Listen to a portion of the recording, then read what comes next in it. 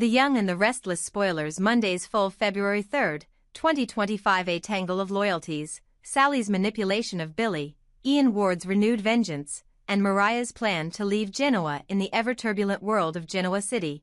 Not a day passes without fresh intrigue and shifting alliances. One moment, personal relationships sway precariously in the balance. The next, old enemies re-emerge, hell-bent on settling past scores. At the center of the current storm stand three distinct yet interwoven dramas: Sally's cunning hold over Billy, Ian Ward's simmering hatred for Victor, and Mariah's desperate desire to protect her family by leaving town, at least for a while. 1. Sally's subtle manipulation. Using Billy for her gain. Sally Spectra is a woman well acquainted with ambition. She has shown time and again that she will stop at nothing to secure the future she envisions for herself. Her grand plans often involve powerful men, and in Genoa City, few hold as much promise or vulnerability as Billy Abbott. Charismatic yet riddled with insecurities, Billy can be both a priceless ally and an easily manipulated pawn in the hands of a skilled strategist. Seizing Billy's attention, Sally's first move was to appeal to Billy's sense of chivalry. Whether by confiding in him about her personal struggles or painting a picture of a shared enemy, Sally succeeded in convincing him that he needs to protect her. Billy's well-known eagerness to rescue those he perceives as underdogs plays perfectly into Sally's ploy.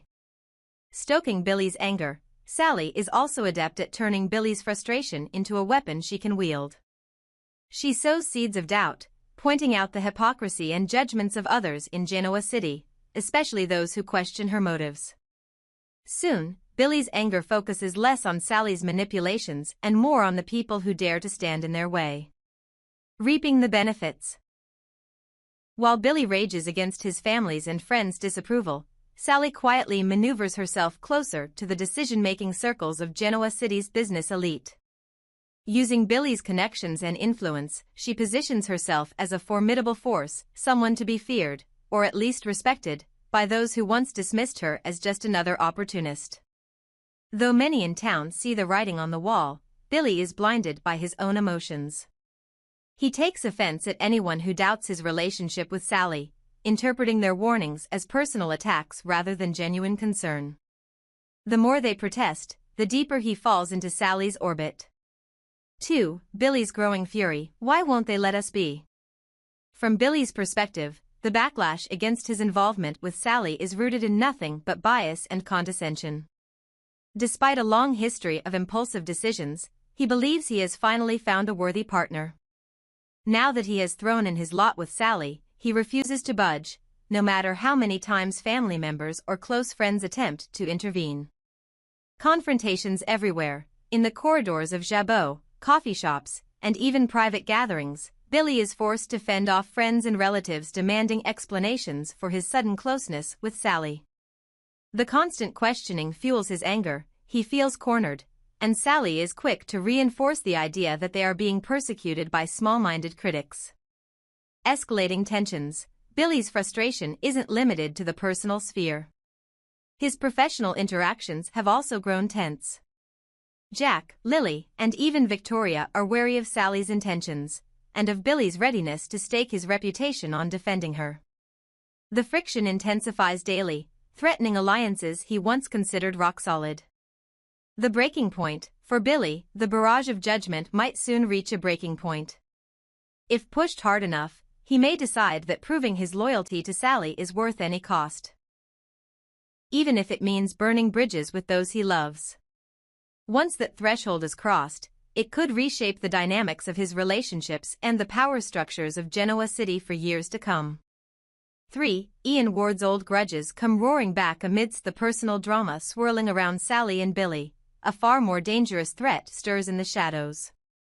Ian Ward, long known for his manipulative schemes, has set his sights once again on taking revenge against Victor Newman. Old grudges, it seems, never truly die in Genoa City, no matter how many times the principals claim they've turned over a new leaf. An unfinished feud. Ian's history with Victor is well documented. From embezzlement to cult-like manipulations, Ian has always found ways to insert himself into Victor's life, usually with catastrophic consequences for everyone involved. Time and again, Victor believes he has rid himself of Ian's menace, only for the man to resurface. The root of his hatred. So, why does Ian despise Victor so profoundly? Partly, it's personal. Over the years, each has managed to thwart the other's ambitions, leading to an ever-growing list of grievances. Victor's power and influence stand as a challenge to Ian's delusions of grandeur. In Ian's mind, it's Victor who robbed him of what he was entitled to, and no passage of time or shift in fortune has convinced him to let it go. A renewed vengeance. Now, Ian Ward contemplates his next move. Rumor has it he's ready to strike fast and hard, possibly with lethal intent. Whispers suggest that Ian has compiled a fresh dossier on Victor's vulnerabilities, family schisms, corporate disputes, personal regrets, and is ready to exploit them to the fullest. Victor, always a step ahead in business, must now watch his back if he hopes to protect himself and the Newmans from Ian's malevolent plans. 4. Mariah's escape plan. Taking Arya out of Genoa. Against this backdrop of power plays and simmering vendettas, Mariah stands at a crossroads. Overwhelmed by the relentless chaos, ranging from personal disputes to life-threatening confrontations, she believes the only way to safeguard her daughter, Arya, is to remove her from Genoa City altogether. Why leave now? Mariah has seen firsthand how quickly a peaceful life can be upended by the city's perpetual tumult. With rumors of Ian Ward on the loose again and the daily dramas of family and friends spiraling out of control, she feels it's only a matter of time before more danger knocks on her door. Protecting Arya's innocence. For Mariah, Arya's safety is paramount. She worries that staying in Genoa City means constant exposure to toxic feuds, backstabbing acquaintances, and violent payback schemes. She yearns for a quieter environment, someplace far from the Newman-Abbott conflicts and free of the looming threat that Ian Ward represents. Tessa's hesitation, yet, leaving isn't a simple decision. Tessa has ties here, professional, personal, and emotional. Her music career, their shared friends, and the feeling of having finally carved out a supportive community weigh heavily on her mind. While Tessa understands Mariah's concern, she's torn between wanting to protect Arya and not wanting to abandon the life they've built. Can she wholeheartedly support Mariah's plan to pack up and disappear, even if only for a short time? 5. The road ahead, conflicts, choices, and consequences. Sally and Billy. How long can Billy hold on to his fury toward those who doubt him before he realizes he's being manipulated? Or will Sally's cunning succeed in making Billy her obedient ally, propelling her ambitions in Genoa City to heights she's only dreamed of? Ian Ward versus Victor. In a timeless struggle between cunning villainy and corporate might, the next confrontation threatens to be the deadliest yet. Will Victor outsmart Ian once again, or will Ian's festering hatred finally find its mark? Mariah's dilemma. Will Mariah and Tessa truly leave the city? Or will unforeseen developments, perhaps a truce, a victory over Ian, or the pulling of heartstrings, convince them to stay? If they do depart, how will their absence reshape the dynamic among the families and friends who rely on them for emotional support? One thing is certain, peace is a rare commodity in Genoa City. Every new plan, alliance, or vendetta only seems to twist the existing knots tighter, leaving everyone more entangled in each other's fates. Whether it's Sally's manipulation of Billy, Ian Ward's vengeful obsession with Victor, or Mariah's desire to protect Arya from a sea of endless drama, the city's denizens must navigate treacherous waters or risk being pulled under entirely. As the tension escalates, viewers and citizens alike are left questioning who will emerge unscathed, and who will pay the ultimate price for old rivalries, manipulative gambits, and desperate attempts at self-preservation. Will reason prevail, or will hatred, ambition, and fear drive everyone toward an explosive confrontation? Genoa City may be home, but for those living at the heart of the storm, it often feels like a battleground, one where every victory comes with strings attached, and every defeat threatens to topple the fragile peace they've worked so hard to maintain. A heavy secret in Genoa City. Jack Abbott stood at the entrance of the Newman Ranch's spacious living room, watching Nikki Newman pace back and forth with a restless energy. Her arms were folded across her chest, and her gaze was fixed on the picture window overlooking the manicured lawn. Beyond it, the sun was beginning to slip beneath the horizon, casting long shadows on the green fields that surrounded the estate. To Jack, it appeared as though the weight of the whole world pressed upon Nikki's shoulders. For a moment, he wasn't sure if she would welcome his presence, but he couldn't stand by and watch her tremble in fear. He cleared his throat softly, doing his best not to startle her. "Nikki," he said in a gentle voice, "are you all right?" Startled, she turned. There was a moment of vulnerability in her eyes, as if a million questions swirled in her mind yet refused to form words. Finally, she forced a smile that didn't reach her eyes. "Jack," she said quietly. I'm just trying to keep it together." Jack stepped forward, taking in every detail of her tense posture. "You know you can tell me anything," he murmured. "We've been friends for a long time." A trembling sigh escaped her lips. "I'm so tired of all these secrets.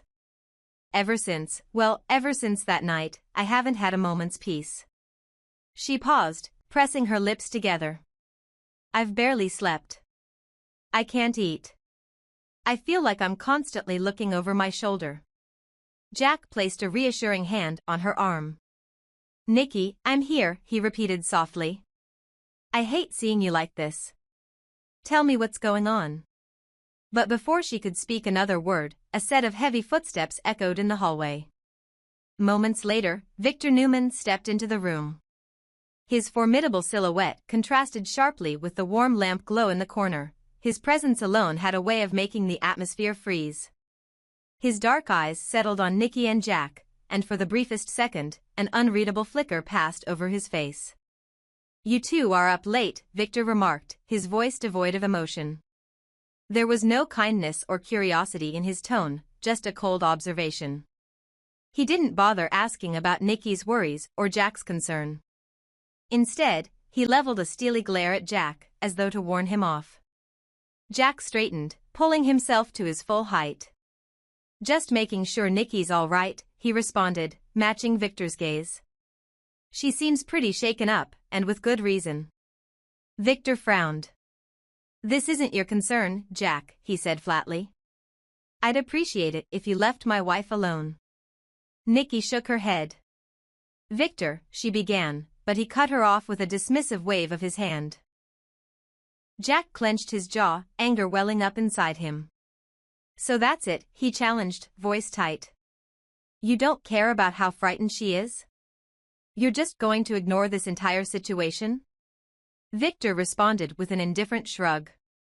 "There's no point wasting energy on panic. What's done is done." Jack's anger flared. "They're just friends, Victor," he said, his tone rising with each syllable. "We're all just trying to look out for each other. Why does everything have to be an endless war?"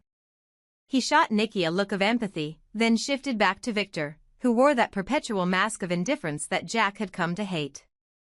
"If you're not interested in easing your wife's worries, then I will." Victor's nostrils flared, but he didn't rise to the bait. "If you're done meddling, Abbott, I would advise you to go." For a moment, Jack stared, fists clenched at his sides. He opened his mouth, wanting to retort, but Nikki placed a trembling hand on his arm. "Please, Jack," she whispered, though it was unclear whether she wanted him to leave or to stay. Her expression was torn between gratitude for his concern and exhaustion from Victor's hostility. Jack relented, letting out a long, slow breath. "I'll be around if you need me," he said softly to Nikki. Then he turned and fixed Victor with a steely glare before stalking out of the living room, leaving behind an unnatural silence. An unseen crisis. Nikki sank down onto the couch. She felt the weight of unshed tears pressing against the back of her eyelids. She longed for Victor to reach out, to show the same sympathy Jack had. But Victor, true to form, merely poured himself a glass of brandy, his expression as impenetrable as ever. "We can't carry on like this, Victor," she said quietly. "I can't sleep. I can't stop thinking that it's only a matter of time before everything comes crashing down." Victor downed a swallow of brandy. "So what do you suggest we do?" His tone was dismissive, even as he set the glass on the nearest table. "I've dealt with far worse threats, and I've always come out on top. Nikki pressed a hand to her forehead. Her voice trembled with anxiety. Jordan's body, Victor. We can't just hide it indefinitely. Someone's bound to stumble across it eventually, or the police will learn the truth. Do you realize how this could ruin our family? This isn't just business rivalry or some minor scandal. Someone is dead. Victor's gaze darkened. I'm well aware, he replied, his voice nearly a growl. Our family has survived more than its fair share of disasters. We will get through this too. Nikki inhaled sharply. How? By burying your head in the sand and pretending everything is fine? Eventually, the police will come. They always do. And the more time passes, the worse it will be. Victor tightened his jaw, refusing to let even an ounce of fear show. He was Victor Newman, after all, though fear was not something he often displayed. Trouble lurking in the shadows elsewhere, someone watched the Newman ranch from a distance. Hidden among the tall hedges, behind a row of pine trees at the far side of the property, a figure stood cloaked in darkness. They peered through high-powered binoculars, observing the tension inside the living room through a crack in the blinds. A faint light from the large windows cast just enough illumination to reveal Victor's furious stance, Nikki's anxious expression, and the space where Jack had been only moments before. A low chuckle escaped the stranger's lips, though whether it was out of amusement, contempt, or anticipation was difficult to discern. The only certainty was that the onlooker found this whole crisis useful. With every passing hour, the pressure on the Newman family tightened, threatening to expose their darkest secrets. The shadowy figure had no intention of intervening, at least, not yet. It was far more advantageous to let events play out until the final moment of vulnerability. A gathering storm. Jack had left the ranch, heading back to the Abbott mansion. Anger and concern mingled in his chest, making it impossible to focus on anything else. The drive was a blur, his thoughts kept wandering back to Nikki's haunted eyes. Why was Victor so dismissive? Why wasn't he panicking about Jordan's body? It was entirely possible that Victor had already implemented some grand scheme to cover everything up. That was how the Newman mind worked, always a strategy, always a backup plan. At a red light, Jack gripped the steering wheel tightly, recalling the look of desperation on Nikki's face. If she had any sense left, she'd get far away from Victor. In Jack's mind, Nikki deserved far better than a man who refused to show an ounce of compassion. Yet, deep down, Jack understood all too well that Nikki might never leave Victor. Their bond was twisted, complicated, love mixed with loyalty, fear, and a long history of scandal and reconciliation. No matter how many times they broke each other's hearts, they were drawn together like magnets. But this time felt different. This time, there was a life on the line that had already been lost. Jordan's death cast a dark shadow over them all, threatening to drag them into scandal at any moment. The Newman family on edge. Back at the ranch, Victor made a phone call the moment Nikki slipped upstairs.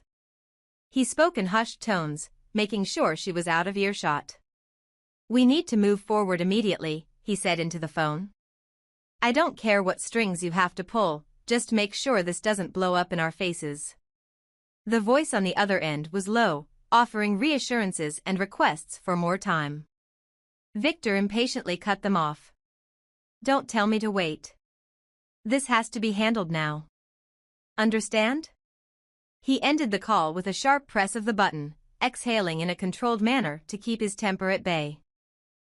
For a long moment, Victor stared at the amber liquid in his glass, swirling it absently. He knew the cost of mistakes, especially ones involving death. He also knew that the more people learned about what truly happened to Jordan, the greater the danger to the Newman family's power and reputation. The Newman name was synonymous with influence, but even the mightiest empire could crumble under the weight of a murder investigation. Nikki, meanwhile, paced around her bedroom. She'd overheard snatches of Victor's phone call. Not enough to piece together every detail, but enough to know that he was taking steps she might not approve of. She wanted no more deaths, no more violence, no more cover-ups. The tension lodged in the pit of her stomach was almost unbearable. She opened her bedside drawer, rummaging through old photographs, searching for a simpler time to remind herself that life in Genoa City wasn't always about scandal and fear. Instead, she found herself replaying the tragedy with Jordan, the confrontation, the desperate struggle, and the horrifying moment that ended everything. The memory was enough to send a chill straight down her spine. Would her family ever be the same? She wondered. Each time she imagined the possibility of being handcuffed and taken away by the police, she felt her heart race uncontrollably. Even if they were eventually cleared of wrongdoing, the rumors alone could destroy their carefully guarded legacy. Jack's determination at the Abbott mansion, Jack found himself unable to sleep. In his study, he paced in front of a window, thinking back to every tense word exchanged at the ranch. He realized how protective he felt towards Nikki, and that protective instinct was a double-edged sword. Rescuing her from her own destructive cycle with Victor was easier said than done. Still, Jack couldn't shake the feeling that something bigger was unfolding in Genoa City. Jordan's death was too significant to brush aside. The entire family had to be on high alert. If Victor refused to be concerned, then Jack might need to investigate. What is Victor up to? Jack asked himself aloud, frustration evident in his voice. He suspected that the Newman patriarch was resorting to the usual backroom tactics, bribery, intimidation, or deals in the dark. It angered Jack that Nikki was caught in the crossfire.